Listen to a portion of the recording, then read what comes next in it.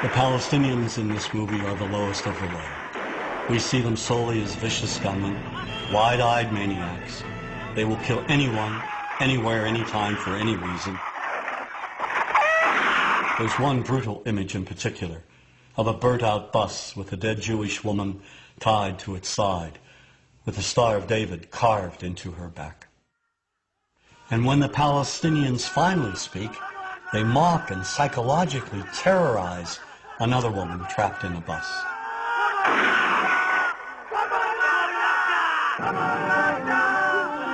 Well, if we jump forward a decade to the film Black Sunday, the Palestinian terrorist is now a woman. Striking where it hurts them most, where they feel most at home. She flies the Goodyear blimp into a Miami stadium and tries to wipe out 80,000 Americans at the Super Bowl. She cold-bloodedly eliminates anyone in her path.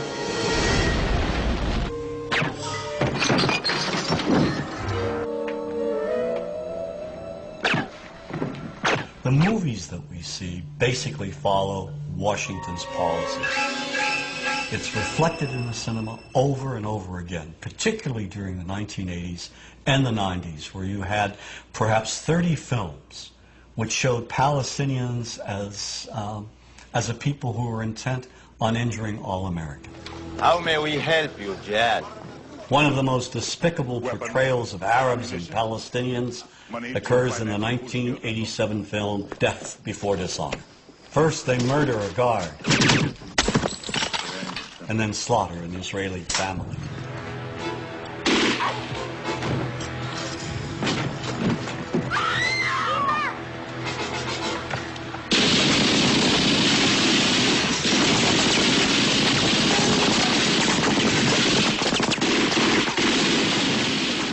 They kidnap and torture an American Marine, and in cold blood execute another.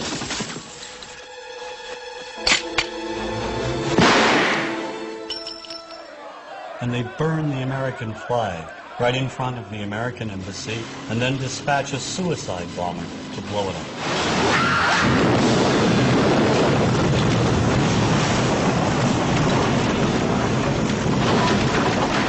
One reason we've not been allowed to empathize with any Palestinian on the silver screen is due to two Israeli producers, Menachem Golan and Yoram Globus. These two filmmakers created an American company called Canon, and they released, in a period of 20 years, at least 30 films which vilify all things Arab, particularly Palestinians. They even came out with a film called Hell Squad, showing Vegas showgirls trouncing Arabs in the middle of the desert.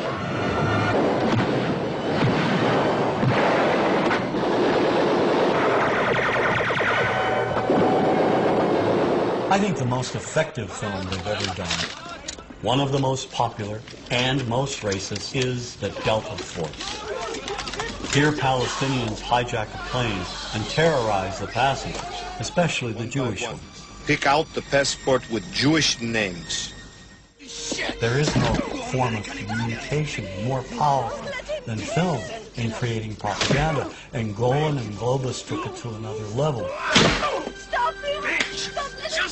Certainly American producers play a role in vilifying Palestinians. I mean, perhaps the most anti-Palestinian film is True Law. This apparently is the same group which just detonated a nuclear bomb in the Florida Keys. Crimson Jihad will rain fire on one major U.S. city each week until our demands are met. This film is shown on television almost every week, over and over again. It is part of our visual heritage. Give me the key! Come on, child! You don't want to die, do you? Give me the key, and you won't get hurt! I give you my word! No way, you wacko! And we never see Palestinians who suffer under occupation, Palestinians in refugee camps, Palestinians who are victimized, who are killed, innocent Palestinians. These images are denied us. Now, why are they denied? Is there an unwritten code in Hollywood saying we cannot and will not humanize Palestinians? I mean, why can't we humanize Palestinians in the same manner in which we humanize Israelis? Is not the life of a Palestinian child, media-wise, Hollywood-wise, politically-wise, as important, as humane, as valuable as the life of an Israeli child? And if the answer to that is yes, why can't we see that on silver screens?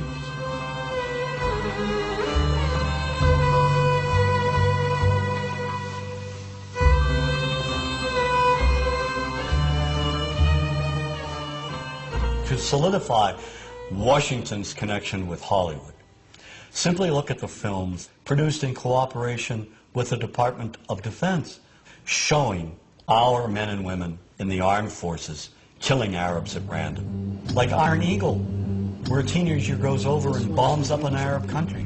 You know, just learns how to fly a jet overnight.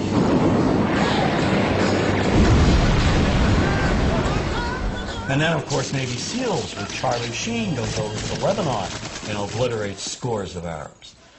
All right, Chief. Let's go tag him and bag him.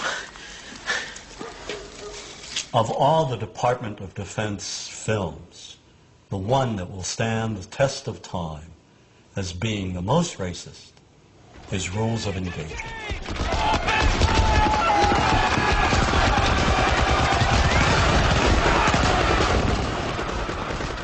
The film was written by former Secretary of the Navy, James Webb.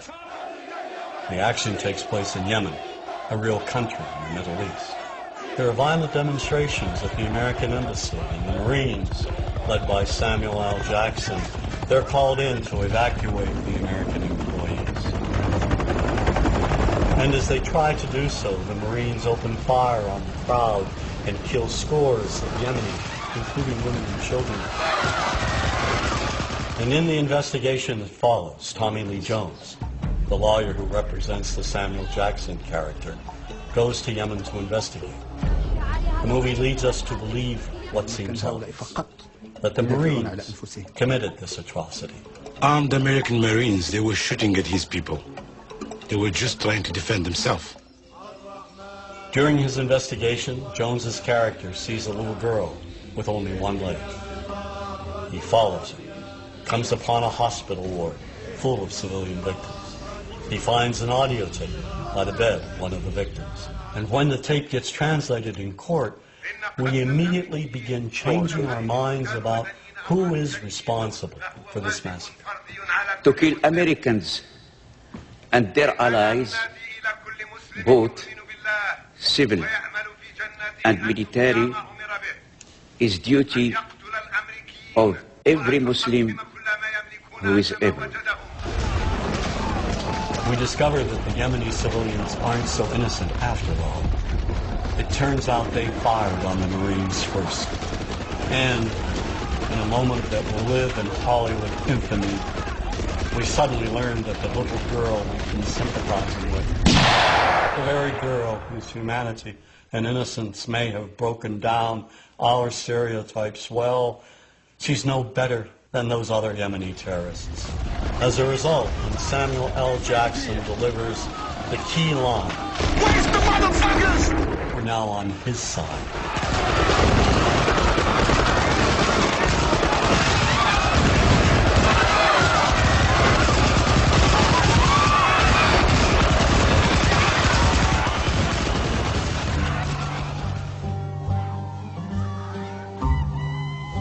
Why does this matter?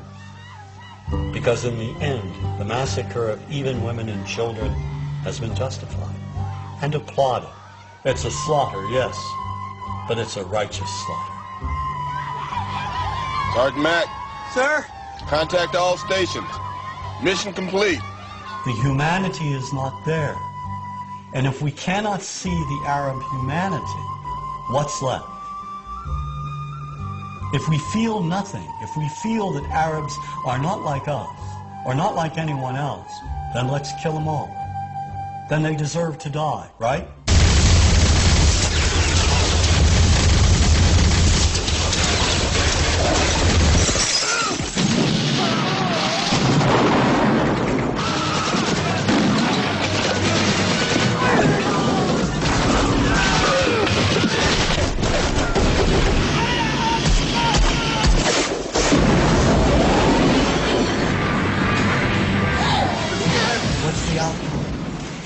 What do Arabs think of us that see these movies? Because these movies are rented 25 cents American usually. Movies showing us killing them. What do they walk away with? Does this bring us closer together? Does this advance peace, or does it separate us? You're fired.